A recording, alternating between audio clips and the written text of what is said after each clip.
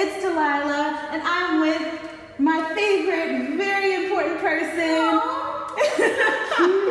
Gina Alawaye. But Gina is absolutely one of my favorite humans on this earth. I'm excited that she's here. She actually lives all the way out in Texas, and I decided to catch her the little bit of time that she's here, be able to do this interview with her.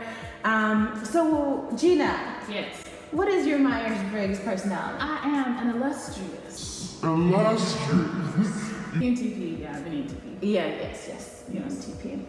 So you guys are in for a treat, because Gina is a rarity around these streets. A female ENTP boss woman out here in these streets who allowed me to interview her. But yes, and so you all know I am your resident ENFP, and so this is ENFP Asks a ENTP, and let's get going.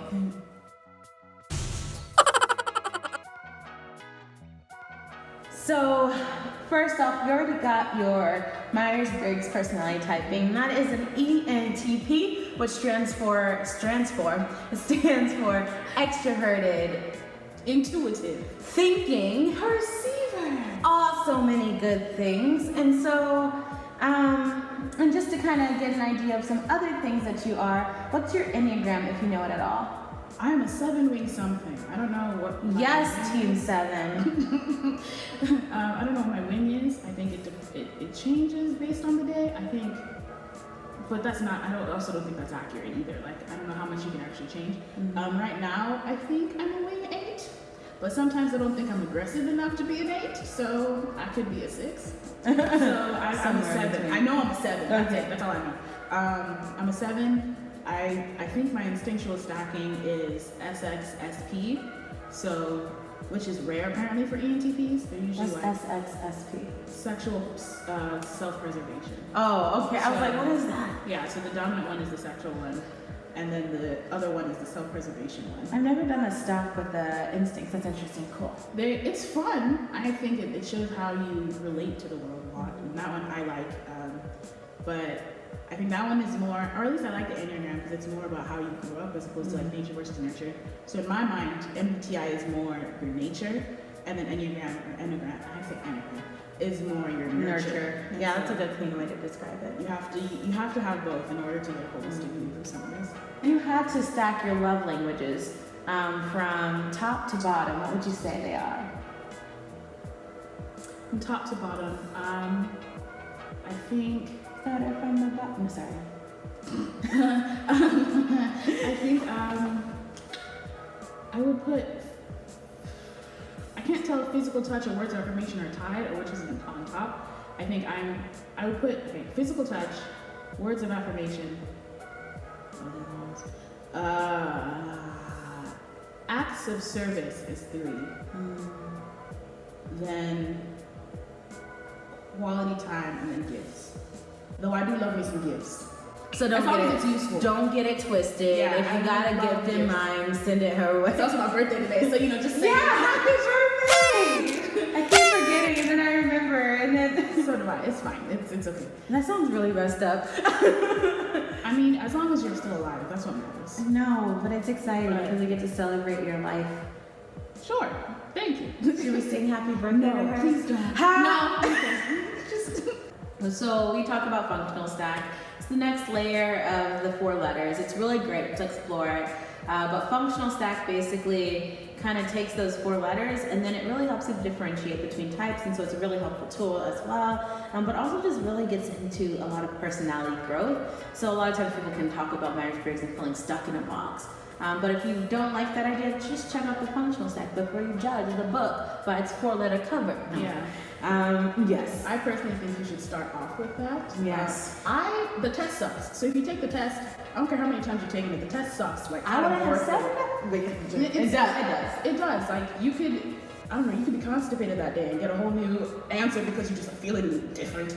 But I think the whole point, like when Young, I think that's how I pronounce his name, when he started the whole idea of, he started with the cognitive functions.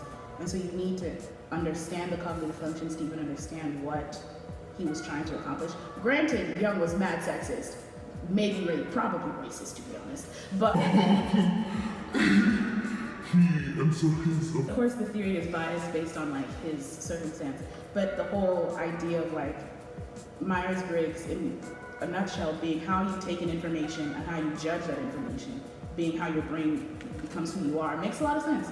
And I personally use when people piss me off and I'm like, why are you irritating me? And then I'm like, oh, it's because, you know, you're an SE Dom and I'm just not that at all. Yeah, or I don't understand it. Yeah, or like you're coming at me with FI and my brain is like, Yeah, we were talking about the FIFE thing, but even with the SE thing, so I don't have it at all in my stack either. And I remember there's this one girl that is at our church, and I remember she was just talking about sororities and like, so it was my FI and not having SE and just attracted to men, and just like a lot of it just felt very superficial to me, to be honest. A lot of it was just but it was really about finding the fine things in life and the fine practical things, about really enjoying wine or really enjoying the physical look of someone, even like that. And I couldn't connect with that. I was like, oh, she leads with SE. Okay, I don't even have that. I don't care about those things. It's not my values. And so it just helps you to understand people. And ENTP is extroverted intuition, and E is the first one. Then the second, exploration. It's the best of all the things. We have fun. The rest of y'all boring. Lame. We have fun when we got that Annie. And all the ESFPs will rise up like, excuse me. Non-stop adventures. Get an Annie in your life. You will not regret it unless you... You probably will. That's a lie. Just think. So funny. Any extroverted perceiver, you will regret something, I promise. We went to Six Flags yesterday, and I was like leading with Annie, and everyone else was just like, I think I'm done. Like, let's go on all the rides. Adrenaline junkie. Yeah, this is crazy. Let's do it. Acrophobia. So it's extrovert intuition. Then introverted thinking. Introverted thinking is accuracy. Yes. So, accuracy, nicknamed accuracy. So yeah, that's a good way to put it. Then extroverted feeling. That is nicknamed harmony. Okay. I don't know where you get these nicknames from. This is so that's a good thing to bring up. I listen a lot to Personality Hacker. They're a personality development. Check them out. They have really great stuff. I'll put them in more info box. So we're NETI and then SI, and the nickname introverted that sensing. just to help people understand it. Introverted sensing. Nickname is memory. Okay, so what was that? Exploration, accuracy, harmony, memory. Yeah. Check out Personality Hacker. I probably have checked them out. You probably do know them. I definitely think we should get connected to Personality Hacker. You know, I advertise you all, you know, on every video at this point. And so, let's go. I'm cute. I'm attractive. People want to look at me. I'm beautiful. I'm a beautiful melanated sister. I think that you all need some melanin. Personal type. So everything on the MBTI is on the spectrum, and so everyone's different. And just looking at like your extrovert to introvert scale and how you feel like you relate to the ENTP theory, where do you feel like you are on each of those aspects? So like, for example, do you feel like you're extremely extrovert or more introverted, or where do you feel like those relate? I think if I didn't know about MBTI, I would categorize myself as an outgoing introvert. I am the second most introverted person in my family, the only other person being the actual introvert. So I think I'm fairly introverted, but I can be outgoing. Like, people are fascinating and I want to talk to people and I want to engage with people. And then also, I think just from personal experience, it doesn't, like, conversations are two-way streets. So I've learned that when some person's just like, hello, yes, okay.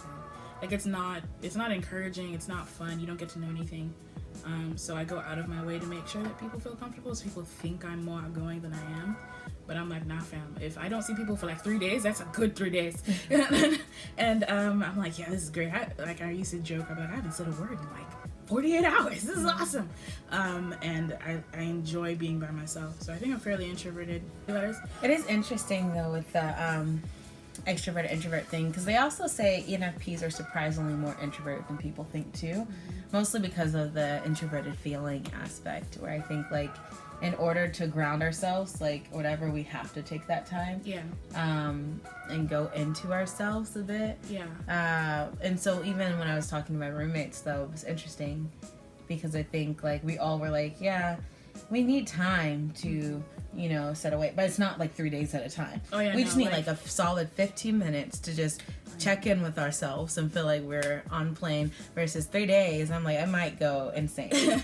I think I calculated it like for basically every hour of interaction I have with people who are draining. Like there's like you just vibe with some people and then there are others where you have to work more to keep the conversation going. So for those who I have to work more for every hour I spend with them, I need like 2 hours of downtime. So I can kind of calculate, I'm like, okay, who's gonna be there? I'll be there for this long. Do I have enough time to like bounce back before I have to go do on to my next social thing? So that's just me.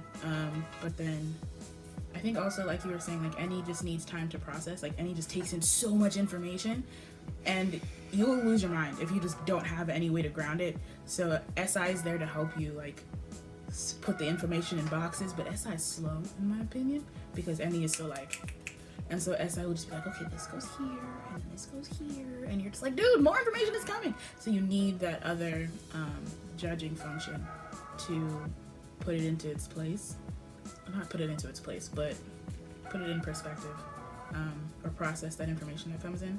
The intuition to sensing spectrum. My intuition is super high. My sensing does not exist. Period. Like, me in the physical realm do not vibe. I think I didn't even like process the fact that I was a physical being for a long time. Like I think I was like 12 and I was like, whoa, I have a body. Yeah. Like, I remember when I was like 8, I was looking at my arm. Like, you know how cartoons like they're drawn so there's like a line, and I was just looking at my arm and I'm like, there's no black line. Oh. And I was just like, what? And I'm just staring at myself like, these are hands. And I think like it's interesting because I wasn't even thinking about like the sporty aspect and all of that, and just like that being aware of your body and all that. But then I was like, that's what I've always admired about dancers, right? Was their so awareness of their physical body, and it's beautiful, and it's gorgeous, like this, and I'm always like jumping, like boxing into stuff, clumsy, dropping things. Like I just felt like a big like woof, and like I've always admired dancers. I'm a big woof. Dancers and their awareness, even the last dude I was dating, I used to always say he's a big sensor, and I was like, he's like a cat. Like he like would do all these things, he lands on his feet, like just hop rocks and all this stuff. And I was like, and I felt like a puppy, just like everywhere, like always so clumsy. But I think it's just this like awareness of your physical presence I do not understand. I don't have it. Period. That's so funny. My sense of direction sucks. Like the GPS is my friend.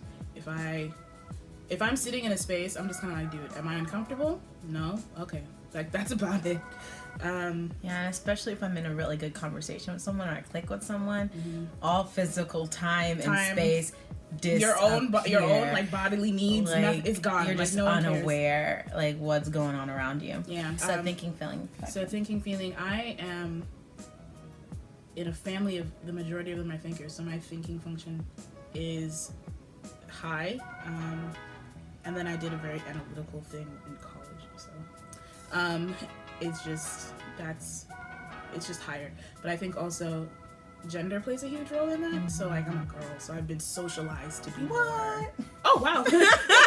Oh well, I identify as female. I'm a cisgendered woman. I've just been socialized my whole life to just be more emotional. I remember, but it doesn't come naturally, but it's like over the years when people are like, consider other people's feelings and consider others.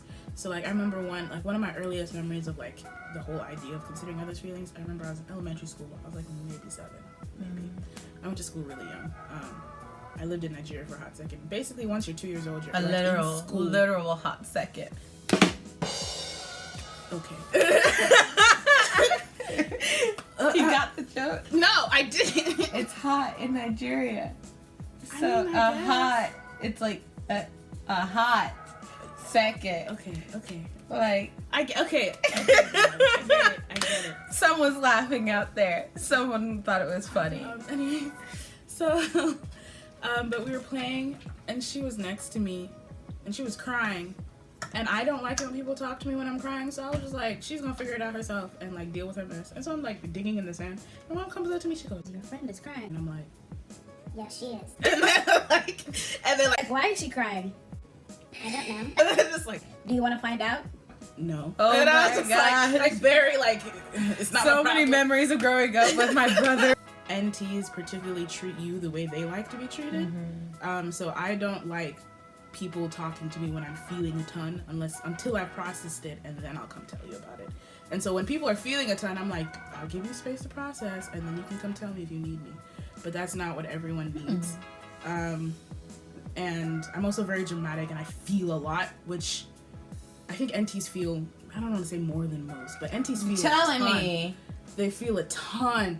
They just don't. Oh my If it doesn't gosh. fit in like logic, they're like, you know what? Screw it. And like, then they try to logic through what they're feeling and try to put feelings into equations in a sense. And it's like they're just your feelings. Like they're not going to make logical No, it sense has to. There sometimes. has to be. And they're like, wait, this doesn't. Basically, does not compute. I want it to, and then if it doesn't, I get annoyed and then chuck it out the window or like stuff it in a box. So it's bad. So And then we have judging, perceiving. perceiving. Again, I think I'm just a really strong perceiver, but I've had to work on my judging function because you have to use it to function in life. So like, school was a big place where I had to work on it because you have to get like your homework and assignments in on time and stuff, and getting to places on time and things. I used to arrive late to places thinking I was on time, and I'd be like an hour late, just like, yeah. And everyone's like looking at me, and I'm like, what's your problem? Like, what you doing? And they're like, Class started an hour ago. and I'm like, okay. So I need a planner. And then, so now it's turned into like, I can be I can be organized for a very small amount of time, and then the rest of my life I'm just gonna whatever. Like, I can't. Or it's interesting when you're in a group of perceivers and then someone has to be the judger of the group, and so it's exhausting for that person. When they're like, all right, I'll be the judging function here. Where are we gonna eat? I don't know. Who wants to eat this? We're going to get Chinese. I'm done. Like, Yeah, and it's always out of frustration. Yeah. Like never, Never, I like- would rather not, but we do need to do this. get things done. But How bills get paid in my apartment. thanks. All right, homies. With that, we've had a full discussion. Gina's graced me with her beautiful presence in Atlanta, where the play is play, and we ride in the streets like every day. So you all can come to Atlanta as well. No, just basically thanks for watching. Thank you, Gina, for letting me interview you was and fun. being here and allowing me to geek out with you a bit. I was exploding with joy with your presence yesterday and today. And thank you all for watching. Please comment below. I know Gina would be more than happy to have our Argue with discussions. you. And I was going to say discussion, not an Argue with argument. you. But, phrasing. Respectfully, we're not gonna call each other names. And so if you would like to comment, if you have any thoughts or opinions about anything, feel free to say so in the comments below. I also like to have conversation, so feel free to do that. Subscribe, and you will see my beautiful face more often. This beautiful face occasionally when she decides to make a guest appearance or whenever we get to do other things. When money provides. When money provides. Or flights get free. When you provide, if anyone wants to provide out there. My Cash App will be down below. My PayPal account. LOL. There'll probably be videos that pop up down here in this box, and then there'll be one here. Hopefully won't cover Gina's face, but you guys can either watch videos, this is a part of a multiple part series, you can watch the other videos in this series, or you can check out some of the other videos I do, and maybe you'll like and find something you like there. Alright, with that, goodbye for now to you, my friends. Goodbye for now until we make another video. Bye.